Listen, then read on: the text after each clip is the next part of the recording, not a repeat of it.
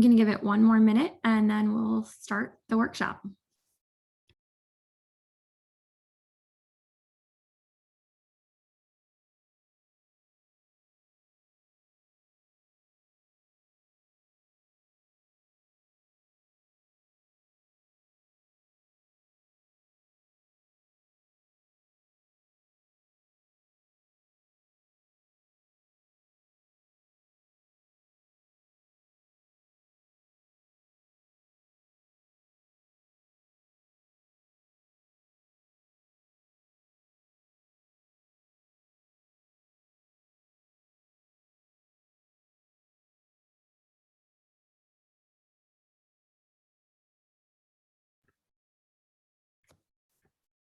Okay, we're going to get started. I think more people are going to be joining as we go on, but it's great to see so many people joining already. So with that, I am going to dive in. So like I said earlier, good evening, everyone. I want to start by thanking all of you for joining. We're really, really excited to be doing this workshop with all of you tonight in partnership with Accenture. So some of you might have attended our event with Accenture last week, hosted by the West Coast. It was a great session on learning more about consulting in general. And this is really to give you some tips and how-tos of how to do the actual application process with Accenture. So it should be hopefully very, very useful to those of you that are interested in going into consulting. So with that, I'm first going to tell you a little bit more about Latinas in Tech, and then I'll pass it over to Accenture afterwards. So for those of you that are new, Latinas in Tech is a nonprofit organization with the aim to connect, support, and empower Latina women working in tech. We work hand in hand with a number of top technology companies, Accenture being included, to create safe spaces for learning, mentorship, and recruitment. On the next slide, we'll see how you can, just a little bit of the Latinas in Tech by the numbers. So we have 20 chapter cities. That is always growing. We have over 17,000 women representing 26 nationalities and over 400 companies. A little bit about the Chicago team. So we have Yvonne Gonzalez, myself, Carla Medina Jacobson, Andrea Minjas, Mika, Judy, Elizabeth, and Lucia are all new to our leadership here in Chicago. You're going to be hearing a lot more about them in the next upcoming months, hopefully either right before Summit or after Summit, but we have new leadership on the Chicago team. So we're super, super excited to engage with our community. And then lastly, just a couple of things to note on where you can find us. So you can find us on basically every social media channel except for TikTok, but maybe soon. So Facebook, LinkedIn, Instagram, Twitter, and of course our Slack channel. If you haven't joined our Slack channel, we definitely encourage you to join that because there's a lot of information there and all of our Latinas in Tech community can be found in there as well. So with that, I'm going to pass it over to Jadi and the Accenture team, and we're going to start our workshop. Hi, everyone. So welcome to our Kickstart Your Career in Consulting and Application Workshop event. We're all excited to speak to you today. So I've been at Accenture for about 7 months now. I'm an Inclusion and Diversity Recruiting Associate here, and I'm going to present to you my team. Judy-Ann, if you want to start us off. Hi, everyone. My name is Judy-Ann Medina Golden. I am the Hispanic American Latinx Recruitment Fellow Lead for Accenture North America.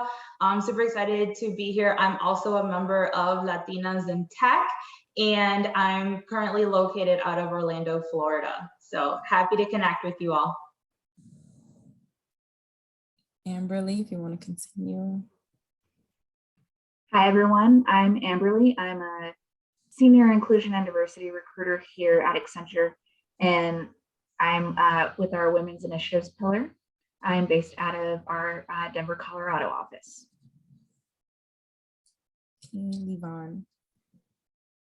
Hi, everyone. My name is Levon Williams. I am a Midwest Inclusion and Diversity Recruiting Lead for all the cities that fall within the Midwest. And I've been at Accenture for 5 years and sit in Chicago. And last but not least, Ilya. Hi, everyone. I'm Ilya Rodriguez. I'm the Midwest Inclusion and Diversity Lead, also focused in the Midwest, but I live in the DC metro area. I've been with Accenture for about 4.5 years, and I'm really excited to be a part of this conversation tonight. So thank you.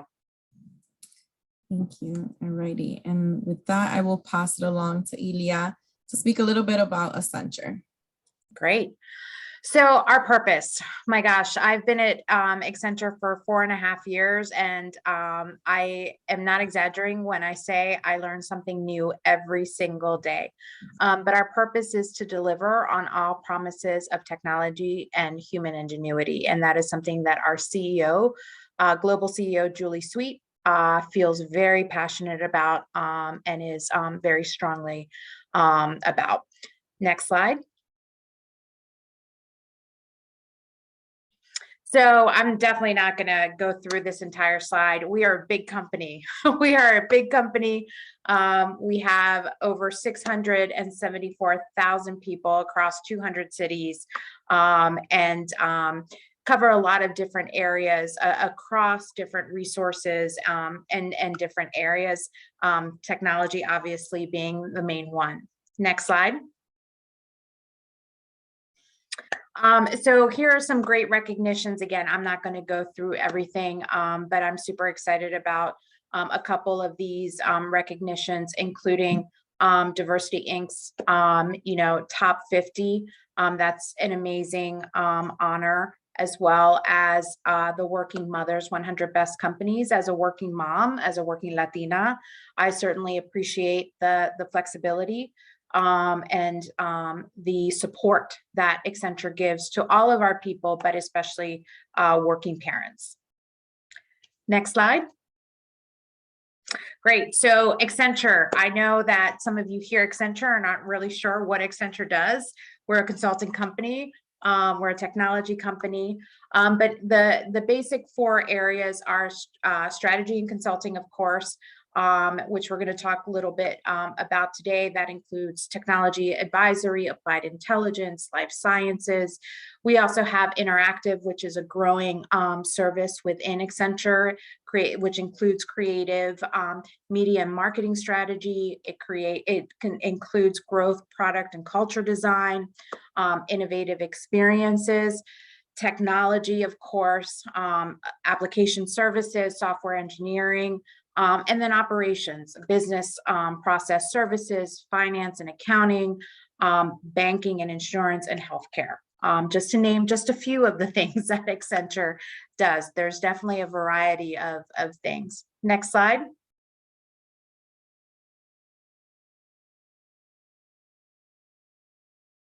And I think we've talked about the services, but obviously there's industry groups across communications and media, banking, healthcare, consumer goods, energy and utilities as well. So again, cover a number of different industries within the services that we provide for our clients. And then I think I am now turning it over to Levon. Thank you. So when we think about inclusion and diversity at Accenture, we are thinking about everyone that is currently employed bringing their whole entire authentic self to work. So we want everyone to feel comfortable with themselves, to share their thoughts, ideas, and feelings when we talk about the inclusive part first when it comes to IND. Secondly is the diversity part, where we are reaching out to other underrepresented minority groups across the country to bring them on, to bring their whole entire authentic self to our Accenture. Next slide. All right, some of the things that we have committed to, not only to ourselves, but to the public, is to increase our gender parity and our ethnic diversity by the years 2025. You can see them highlighted in green, which are the 2 that I like to call out the most. So Accenture has been leading the way with being very transparent about what our diversity looks like internally, as well as where we look to be by 2025. So as you can see, a 50-50 gender split across our entire company, and then as well as our ethnicity, 12% by 2025 and more. As we see the demographics change, of course, our thoughts and strategy changes on how we go to market and recruit diverse individuals. Of course, we have a lot of different avenues for diverse individuals that might not appear to be diverse. We have homes and support groups throughout Accenture to foster that connectivity and community. So pride, cross-cultural diversity, and enablement across Accenture. Next slide. All right, and some of those support groups that I was referencing are called employee resource groups. So we are specifically talking about the employee resource groups that are currently formed. Some of them that you might not see on this particular slide, but the ones that we focus on are AAERG, which is the African American pillar, the Hispanic ERG, Native American. We have a Pride, women's ERG, and people with disability are just some of the few that we call out. The reason why we've kind of differentiated the Canada ERGs separate from the US because they have different categories for their resource groups. But this is a place where you can go and meet other familiar faces and allies to support you throughout your Accenture journey, as well as network to find other opportunities. And with that, I'm passing it back to Jody. Thank you, Livon. Absolutely. So thank you, Ilya and Livon, for that. Definitely, we are a big company. So on average, we'll have anywhere between 2,000 to 3,000 open roles per month that we're looking to fill. We kind of divided into two categories of entry level and experienced hires. And these on the slide right now are some of the open roles. So you can see kind of where you can fit in, or some examples of roles that you might find here at Accenture. So when you're starting your career and looking for a new job, or starting your career in Accenture or any other company, you start looking for the role that might connect with your skills or something that you want to learn or pursue. Then you start building your resume that connects to the company that you are trying to work for, or the role that you're looking for. Then you begin to apply. And after you apply and you are at the company that you want to work with, you start connecting with your employees. And now I'm gonna pass it over to Judy Ann, and she's gonna go over finding the right fit for you. Thank you so much. And just to answer the Q&A real quick that we have. So for those of you not familiar with the Hispanic American employee resource groups, those are actually almost like your student clubs that you would have had, you know, back in college, but they're within the organization. And we have one that's specifically for those who either identify as Hispanic or Latinx or even allies. So you don't have to identify within that group, but if you want to learn more about the culture or take advantage of the resources provided, you're more than welcome to join our resource groups. So let's talk a little bit about finding the right fit for you. So we actually have a portal within Accenture that's specifically created for Latinas in Tech members to show interest. So before you submit your resume, it's always helpful to go on our Accenture.com website to look at some of the careers that are available and that might meet your background and your career goals. But your first step to connecting with us would be to express interest through our Latinas in Tech link. And if we can go to the next slide, please.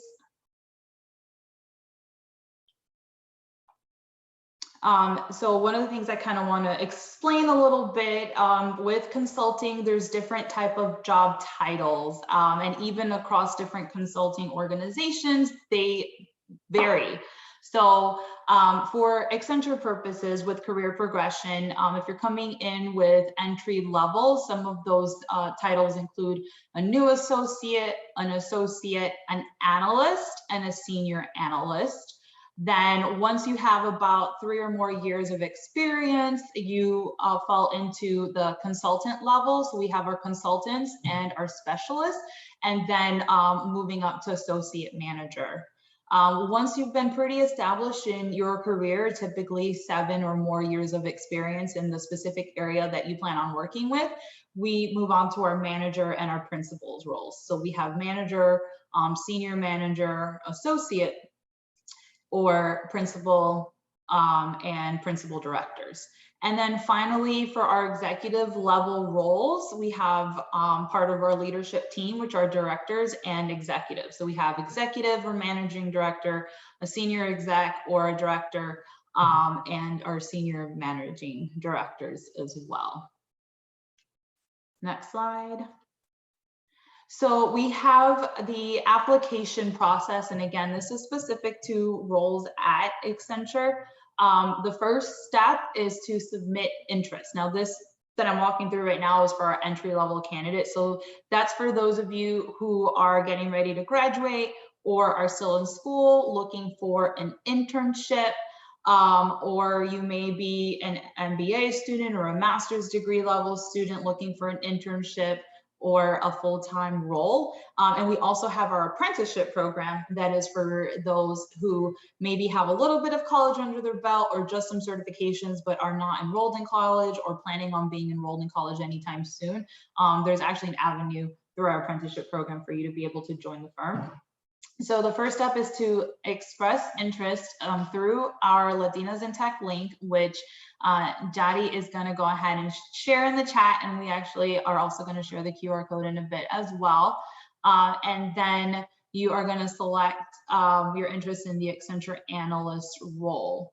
Once you submit your interest through the Latinas in Tech portal, then we will send you out a link that's specific to how you can apply for the analyst or internship roles.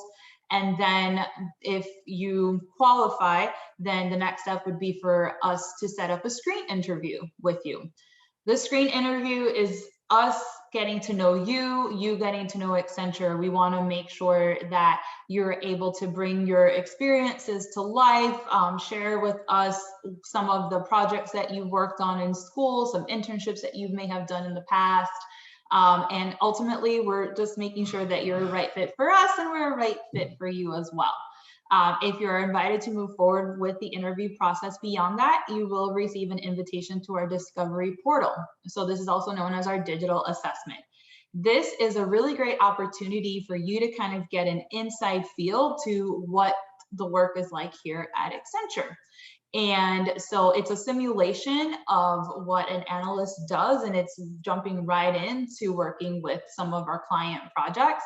And then after you complete that, you'll be invited to our final round interview. So our final round interviews happens per location. We have offices all over the country and a lot of locations here for you in the Midwest as well, including Chicago, we have Detroit, we have some locations in Missouri, in Columbus, Ohio, Cleveland. So there's going to be a lot of opportunities for you to be able to choose kind of where you'd like to move on with your career. And so you would get an invitation for our final round interview, which consists of 2 parts. One of them is a one-on-one style that's a technology showcase that you'll have the opportunity to present an idea related to technology. And the other interview is more of a like skills-based interview to give you the opportunity to dive deeper into the type of work that you would be doing here. So for those of you who are now interested in some of our experienced hire roles, once again, you would start with the same process. We would fill out your information in the Latinas in Tech specific Accenture portal page, and we will send you the link directly to our careers website. where you'll have the opportunity to explore some of the roles that we have here at Accenture. And in this workshop, we're going to go really well into details on how to navigate through the website, how to apply for those roles, how to be able to customize your resume specifically for those roles.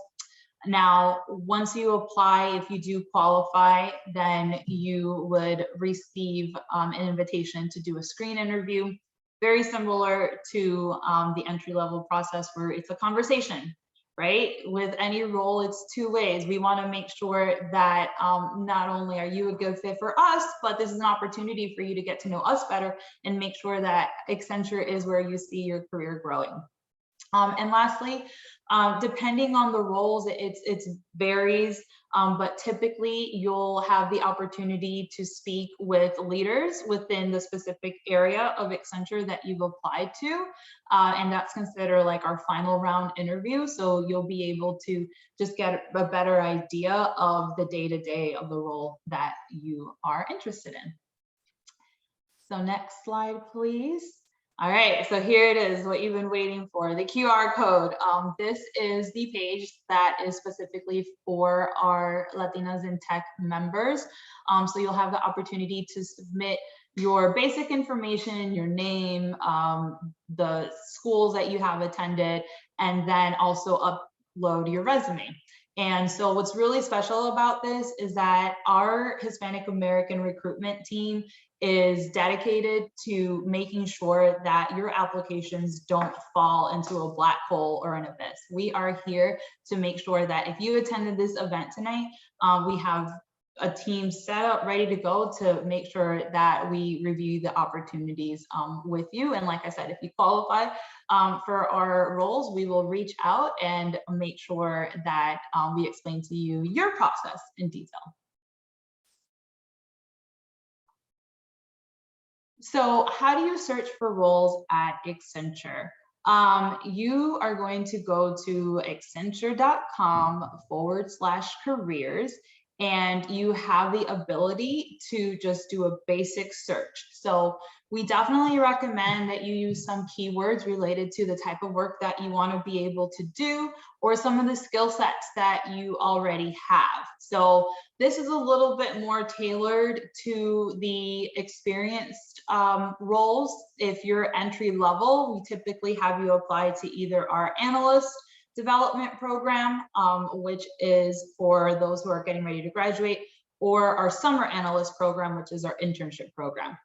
If you don't qualify for either one of those, you have some experience under your belt, you would go onto our Accenture careers website and start putting in things like cloud or consumer goods or designer, the type of work that it is that you would like to be able to do here. And then once you see the results, you're able to filter those results based on various locations, based on business areas, and based on your expertise. Now, one quick call out here, when it comes to locations, typically our roles are available across multiple locations. So when you first see the result of a role, and maybe it says like New York or something like that, I encourage you, click into the profile and you'll see that a lot of our roles, what's more important to us is that you're a little bit closer to one of our actual offices across the country, but you don't always necessarily have to be based out of that particular city. If it is only limited to one city, it will specify it in that role. So next slide, please.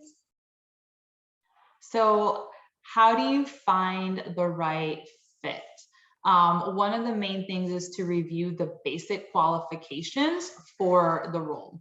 So anytime you go into any of the roles here at Accenture and you're reviewing the role description, it's going to give you a list of qualifications. There's typically two sections. One of them is what do you need? And the other one is nice to have or preferred. So anytime you see something that says what do you need or basic qualifications, those are the different skill sets that you want to make sure 100% that you do have on your resume in order to be considered. What I would recommend is after you've kind of looked at a couple of roles that you're interested in, write down the job numbers. So those usually start with an R. So in this role that you see on your screen, that cloud migration consultant role, there's a job number right underneath it. I would go ahead and write down that job number that are good matches for you. And if you've connected with us either on LinkedIn or we've been speaking, via email or whatnot, let the recruiter know that this is the role you're interested in so that we can help you to make sure that you are prepared to apply for that particular role. And next, please. The resume. So I'm going to go ahead and pass this on to Amberly, who's going to talk a little bit more about how you tailor your resume for the specific role that you're interested in. Thank you, Judy Ann. So let's go to the next slide.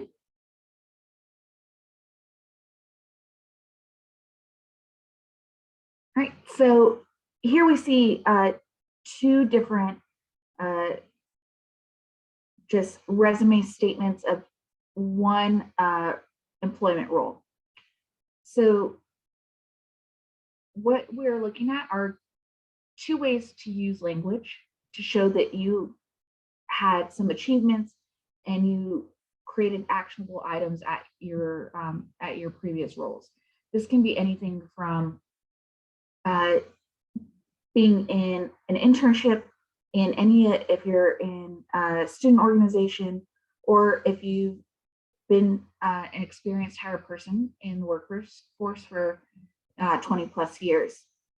So using action-oriented language brings out what you actually did in the role instead of just showing that you were busy. So taking the top one, the first bullet point you see is just a list of little things that they did. It doesn't relate to exactly what they actioned on. Whereas if you take the one from the bottom, the first one is what they did using those daily tasks. So by doing those daily tasks, they supported US senators and the committee staff. They created position papers with the research they did using those proprietary databases. So language really matters when you're trying to convey what you did in that role. All right, next one. All right, not just language, you also want to show that you have a very clear resume that is easy to read by any recruiter that it comes in front of. So I think the stats are somewhere between 6 and 12 seconds for a recruiter to look over your resume. If you don't give them a very clear and obvious format, it may just be tossed to the side. And unfortunately, that may happen. So show exactly what you want to show in an easy to read format. So making margins and font readable, showing your great work experiences, show your strengths in those work experiences.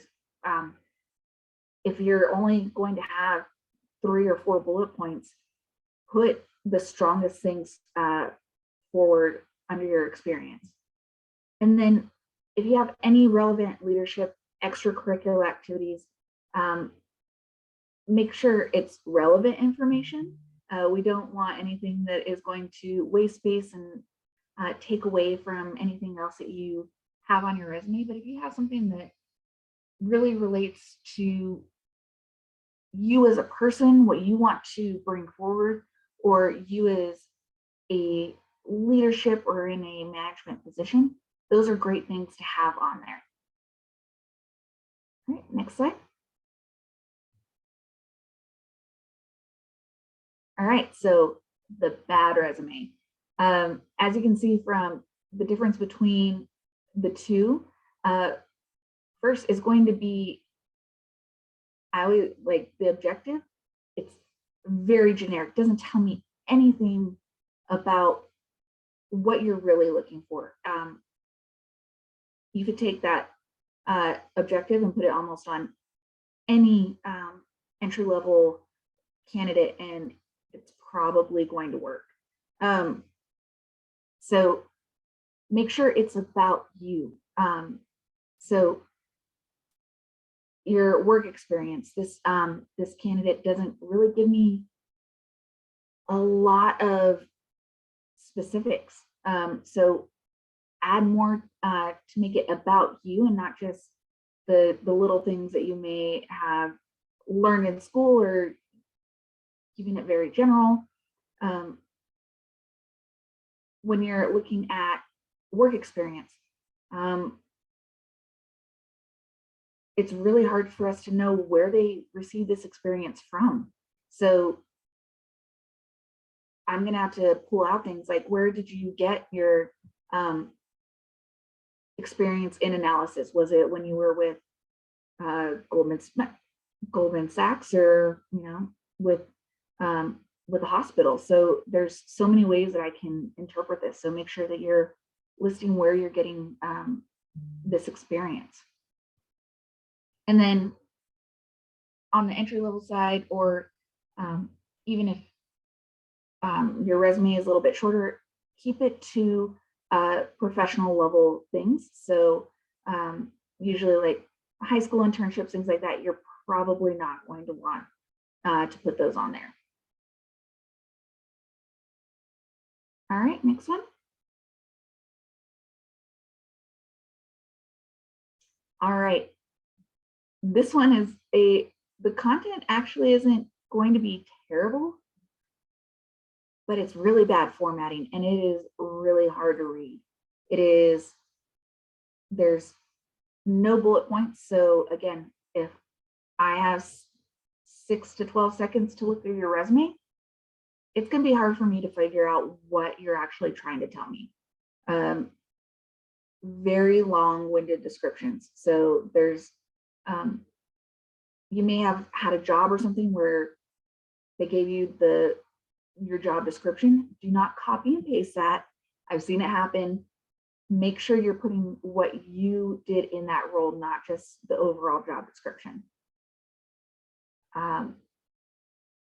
There's some experience that is taking up a very large space. So maybe you did a role that had a lot of things that you were doing, but it's not relevant to the role that you're applying to. You don't need to have it on your resume.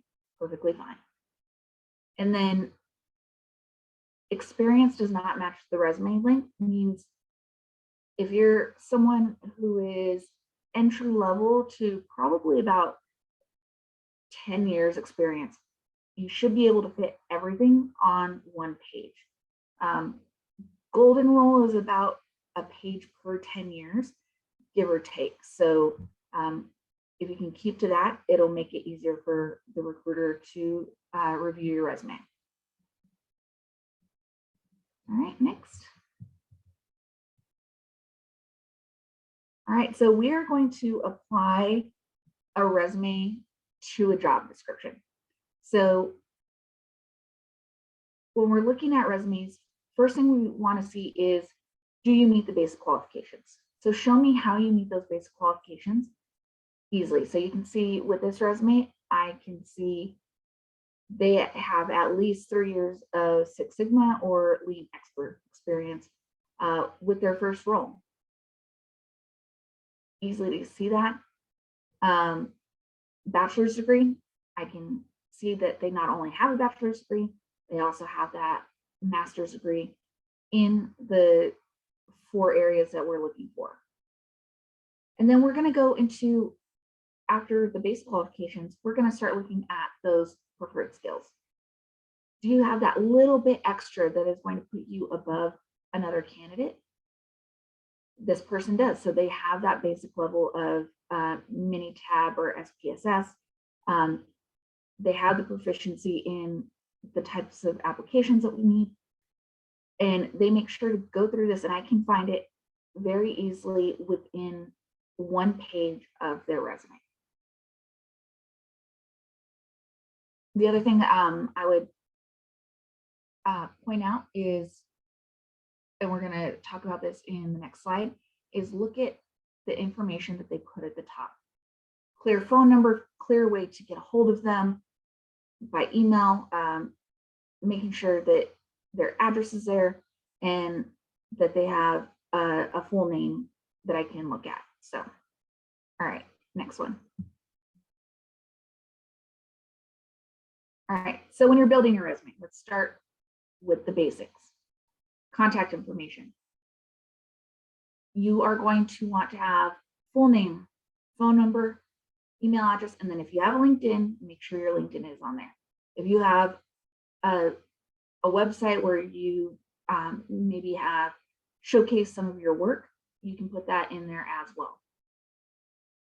Then, depending on which one you're wanting to leverage, especially like if you're coming in entry level or you are doing a career change, you want to put your education first because that's what you are leveraging for the role. So make sure you have your university, the degrees and the majors. If you are not graduating or you haven't graduated, make sure to put that graduation month and year. And then you can always highlight your GPA. And if a role asks for your GPA, make sure it's easily visible on your resume. You can also put in things like if you have any foreign languages, any certifications outside of that, that education, or any applicable coursework that will relate to the role. Now, then you'll go to your work or professional experience. Or if you are an experienced hire and that's what you're wanting to leverage above your degree, you're going to put that first.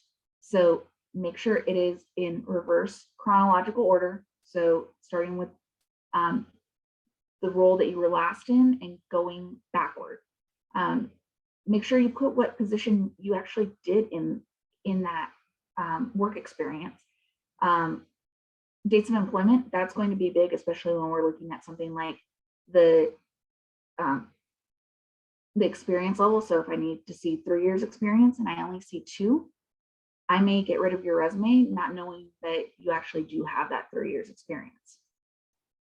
And then those major responsibilities, those actionable items to show that you are differentiating yourself from somebody else applying as well.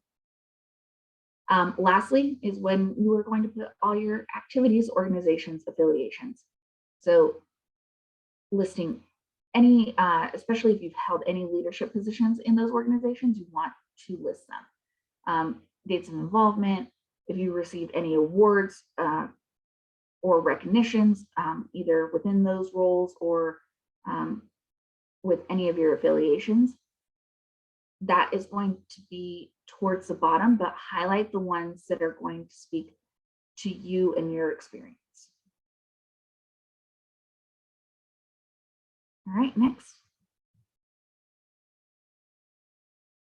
Alrighty. Thank you, Amberly, for our resume review. Alrighty, that leaves us with a perfect 20 minutes to have a Q&A afterwards.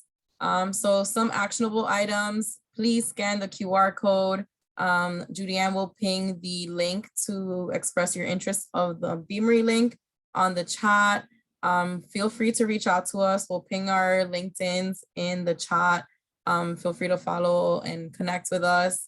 And here we are. Please ping in your questions here onto the Q&A portion of Zoom, and we'll start answering them as they come. Right. Yep, so we have quite a few already, and we can go ahead and get started with those. So first of all, I went ahead and I repinged in the chat the link to our Beamery page. So feel free to go ahead and click on that, and that way you can connect with us directly. So just going through some of the questions here, and this is for all of our Accenture panelists, so feel free to hop on and answer. The first question, and I know this was answered in the chat, is Accenture moving away from remote now, or is it still an option? So Levon, would you like to go ahead and answer that one on camera for us? Yes, my computer is moving slow, so if it freezes, just let me know. Right now, we are in a complete virtual environment. However, the future of work could be hybrid for us. So once we get more instructions and guidelines on what the COVID restrictions will look like, or if they're going to be completely lifted, we definitely will communicate that more publicly. But I would go with the expectation that we will be in somewhat of a hybrid environment. So both remote and in person. Yeah, go ahead, Elia. And I'm on mute. So just real quickly, I did see a couple of questions in the chat related to non-degree, non-four-year degree holders. And I just wanted to point out that we have an amazing apprentice program for those of you that do not have a four-year degree. So if you are interested in technology, if you're interested in Accenture, that is a really great opportunity to join the team, develop your skill sets and grow. So if you are interested in learning more about the apprentice program, please reach out to any one of us. I'm happy to connect you and make sure that you get the information that you need.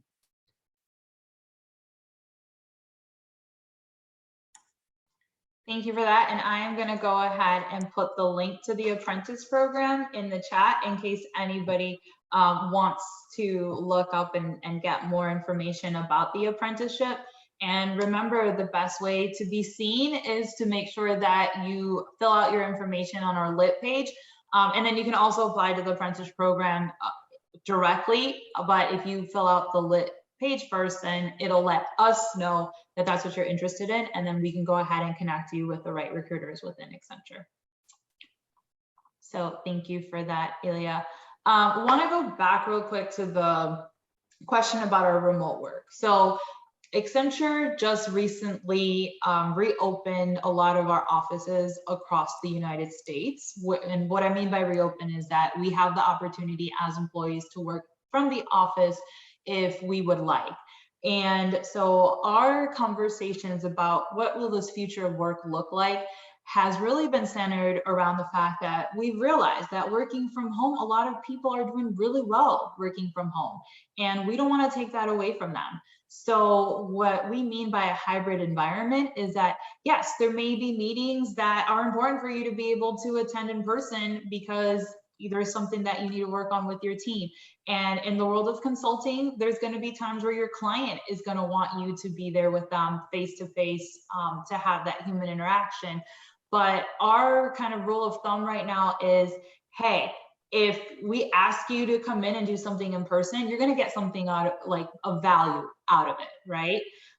So for the most part, there's a lot of opportunities for you to continue to be able to work from home on a daily basis, and coming into the office or a client's office is going to be really on a needed basis.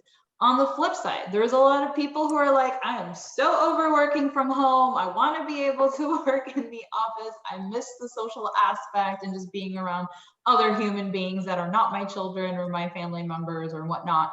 And guess what? If you're that kind of person, you have the opportunity to go into the office whenever you would like. So we're trying to really just cater it to the individual and their preferences, and let people know that we value whatever style works for you. At the same time, we want to balance what you need with making sure that we're there for our clients too. So hopefully that answers it a little bit in a little bit more detail. And so I'm going to hop right back into our Q&A.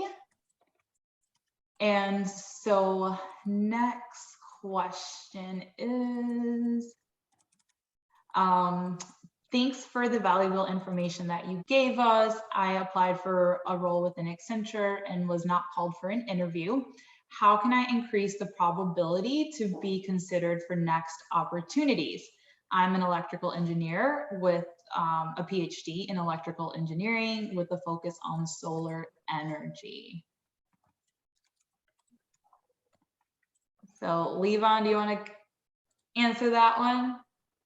Yeah, and I've been trying to figure out how to answer that properly. But I'm more than happy to connect afterwards to just kind of go more in depth about what your personal situation is. That way I can give better advice, because I just don't want to give you anything that is kind of generic. But even with a PhD, you can find a home at Accenture.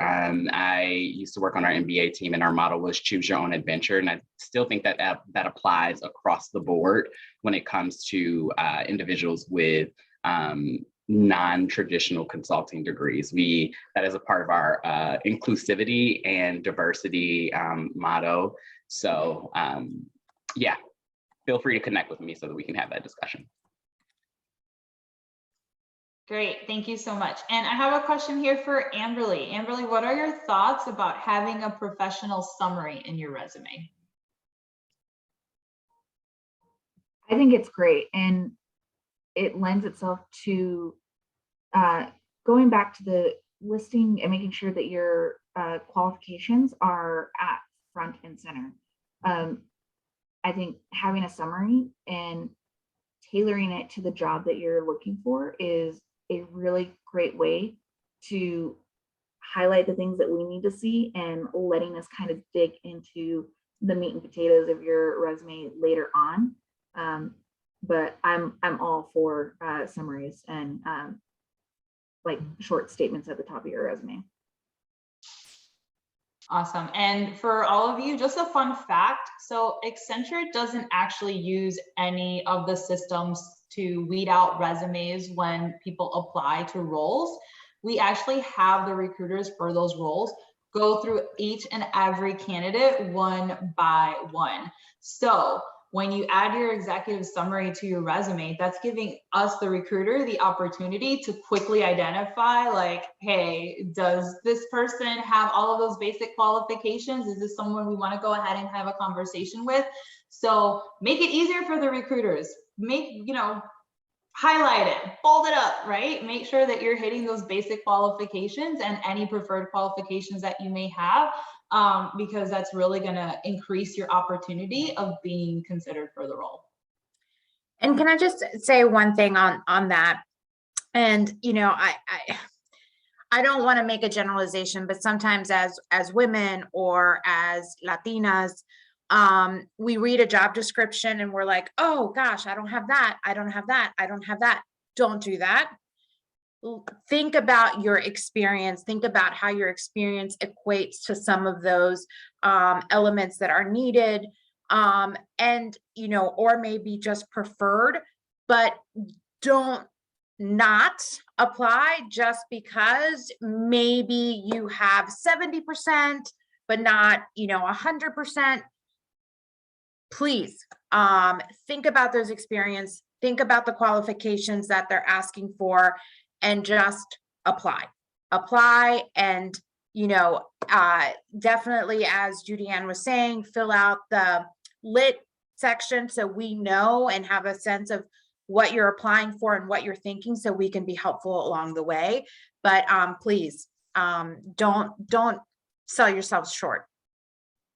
Yeah, and a lot of the times we underestimate our skills, and a lot of work is learning on the job. So don't ever feel like, oh, I don't know this, I will never learn. When you get to the job, you're definitely going to get training, and you're going to meet with people who will teach you along the way as well. So don't get discouraged. Yep. And Accenture invests millions of dollars a year in our learning management systems, especially to allow our employees to upskill. So like one quick example, our women's employee research group sent an email out to all the members last year and said, hey, guess what? Accenture is doing a lot more work with AWS. So anybody across Accenture who is interested in learning and getting certified in AWS, raise your hand. We'll provide you all of the training and resources and allow you to get your certification at zero cost to employees. So there's so many opportunities. Like sometimes you come through the door and you think, oh, well, I'm just gonna be coding all the time or something like that. That's, the role that I apply to. And guess what? Once you're in the role for a little while, you determine, hey, I want to pivot to something else. And Accenture is super, super good at listening to what it is that you want to be able to learn, how you want to be able to grow in your career and your skill sets, and giving you the tools and resources to be able to start that journey. So next question here. I know that mostly everyone's based in the United States, but any tips or links for those of us who are based in Canada? So you can still fill out the form that we've shared for Latinas in Tech. We actually have inclusion and diversity recruiters that are based out of Canada. So I'm more than happy to connect you with our Canadian based recruiters to make sure that if there's a role there that you're interested in, that you're able to have that conversation with them.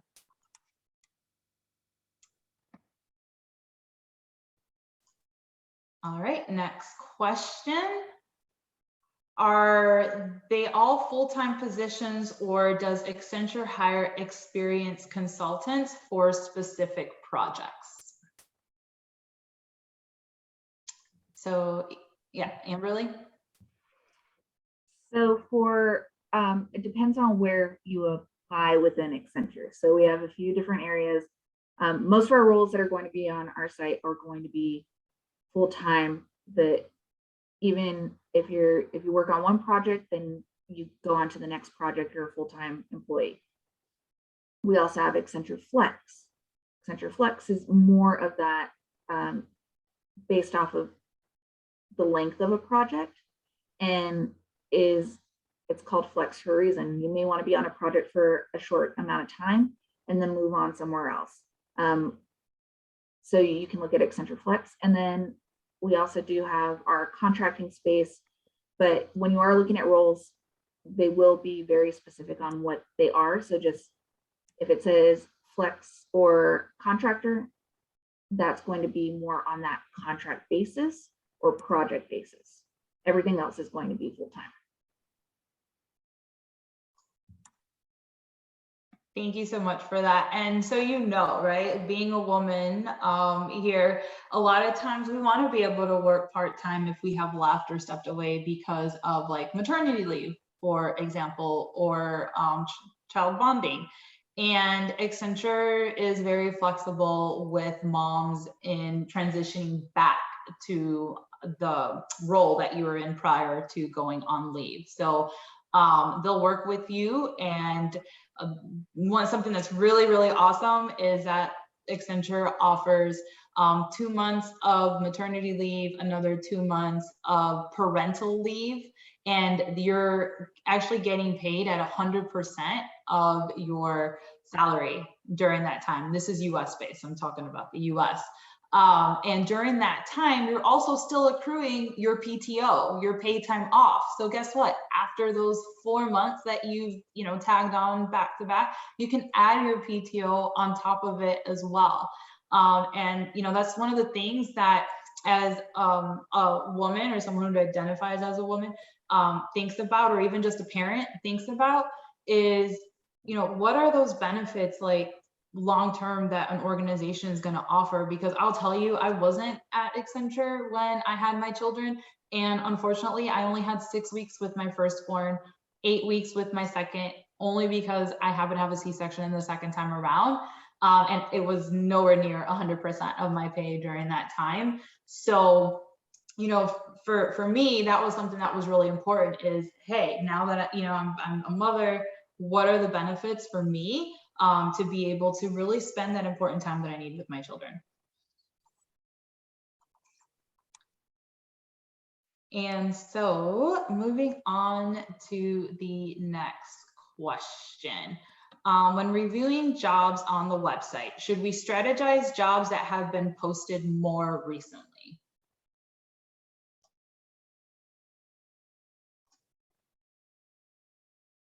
Anybody want to answer that? Otherwise I can.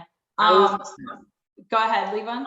I was just going to say, just keep in mind about the date that it was posted, just to ensure that you are applying to an active job. I know that there are some times where a posting may not get pulled down in time when you apply. So just be cognizant of the posting date. And I know that's not a sufficient answer, but yes, it does matter, just to make sure that you are fully considered. Yeah, and if you're not sure, connect with us. Any one of us here on the call, we're more than happy that if we can't answer, that question immediately, we have access to be able to reach out to the recruiters for that role. So remember, our team is dedicated to make sure that LIT members are looked at, prioritized, advocated for. So definitely feel free to reach out to any of us here, and we can look up that information for you if that's going to be helpful with your application.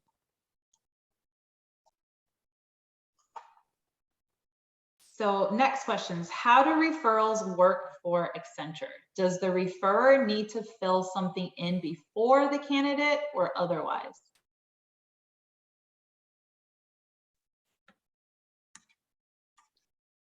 I can take that one if you want, Levon. So when it comes to referrals, I definitely recommend that if you have someone who can refer you to a role, that you let them know that you're interested in applying to roles at Accenture.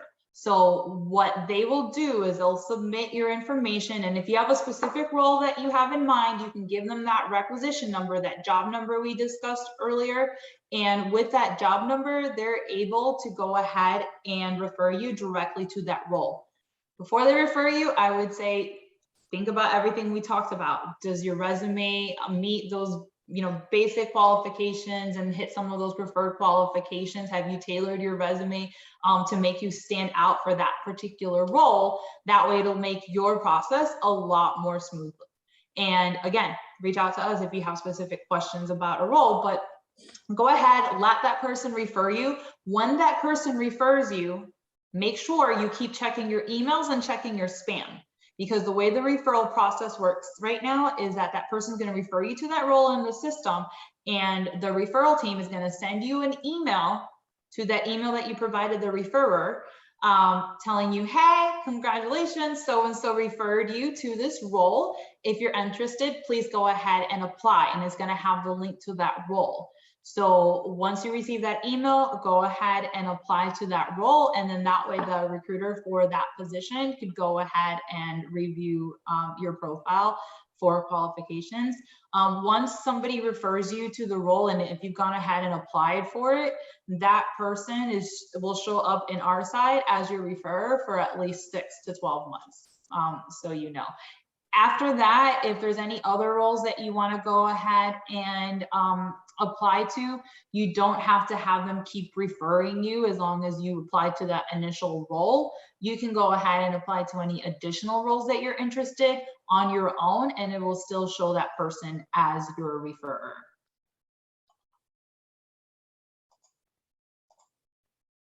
All right, so next question. For those who have a bachelor's, but perhaps not in business or econ or engineering or computer science and do not have the consulting work experience to leverage, do you suggest applying to the apprenticeship program with Accenture to enter the industry?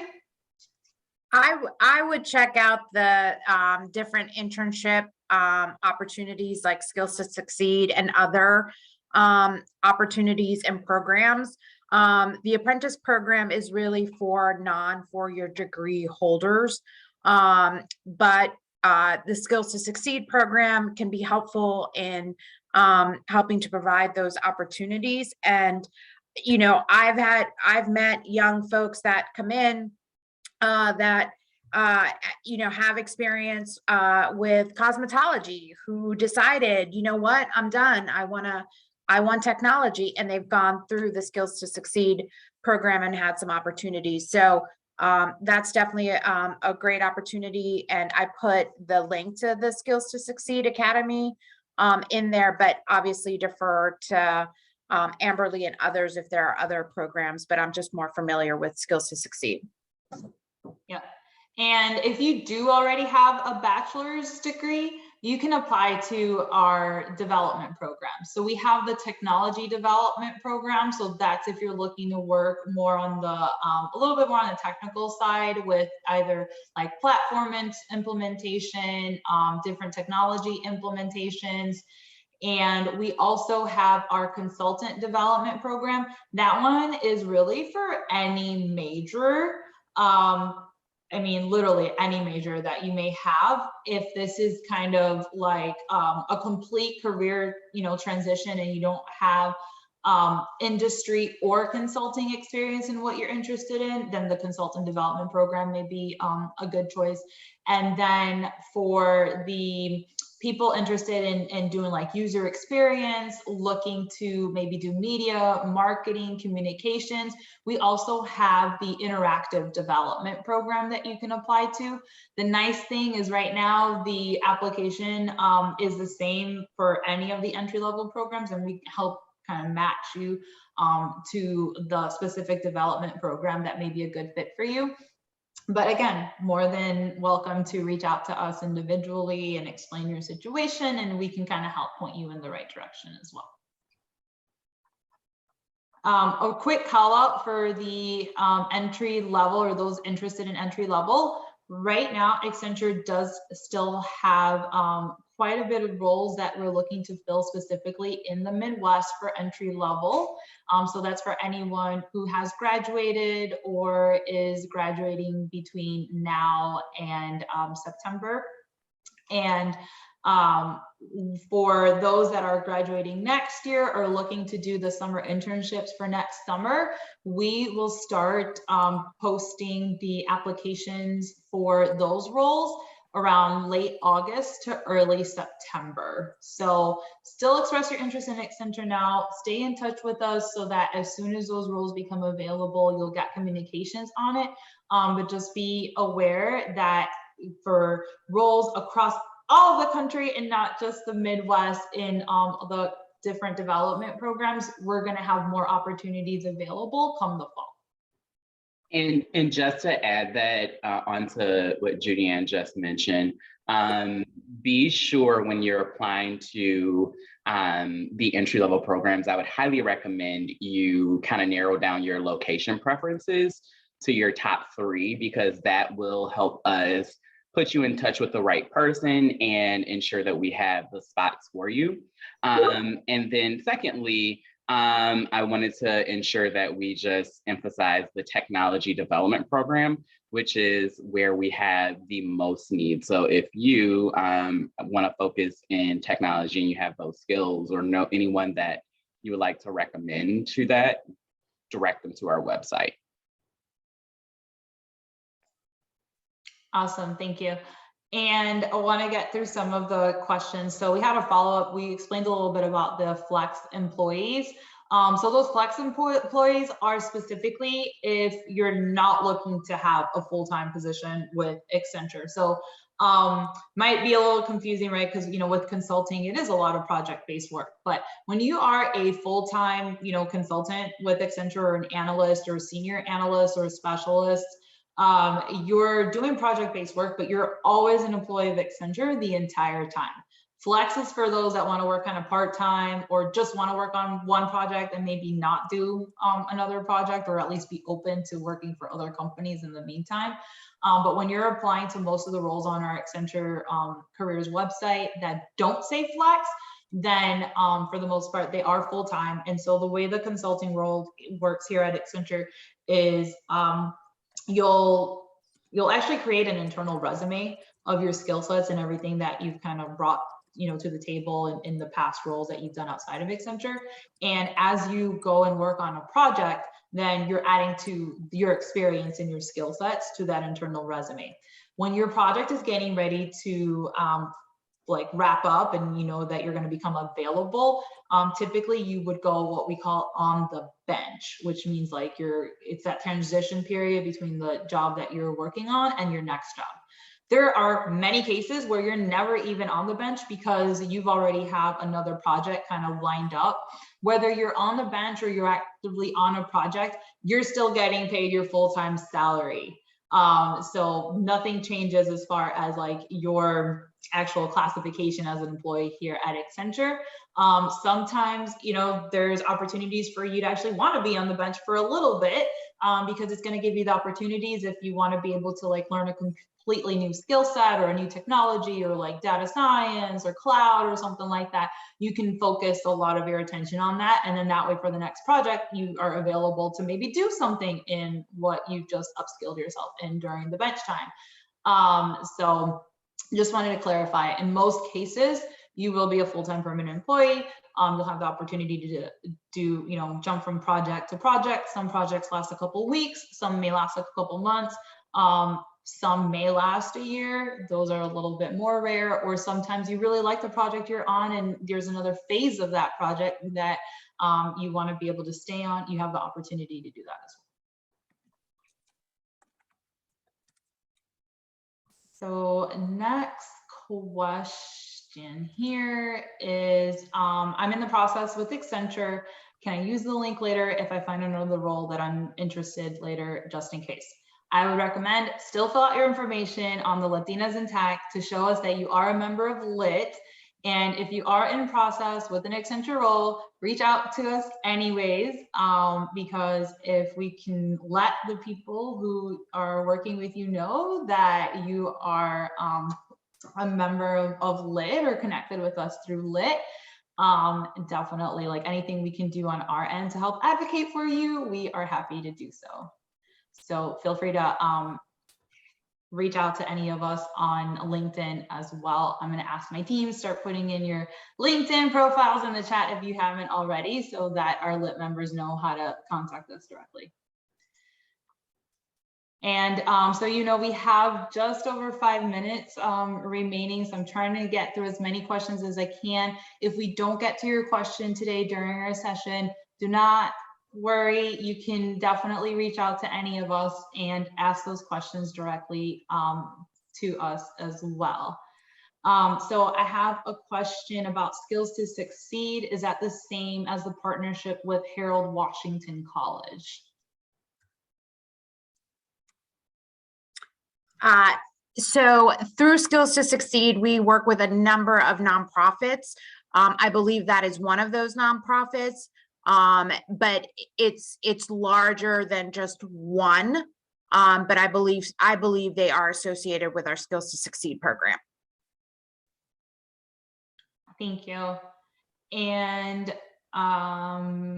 we talked about that. So where would a recent data science or analytics bootcamp grad fall in terms of searching for experienced versus entry-level roles? So they have 5 years of experience in the public sector. 2 of those are as a purchasing analyst. So I can kind of start off and let you know that it depends on a couple of things. So first of all, do you have a degree apart from the boot camp or not? If you don't have a degree apart from the boot camp, for the most part, you probably go into our apprenticeship program. If you do have a 4-year degree, then you would either apply for one of our development programs, or you would apply to an experienced hire role. The difference as to, okay, do I do development program with the boot camp or do I do experience hire? If you've never done any work with like data science or analytics, you more than likely would apply for that development program, because in your situation, it's a career change. Now, if you have worked in the public sector, have had exposure and experience in data analytics, have gotten this like boot camp certificate in order to be able to enhance your work in the public sector, and you want to continue to work with public sector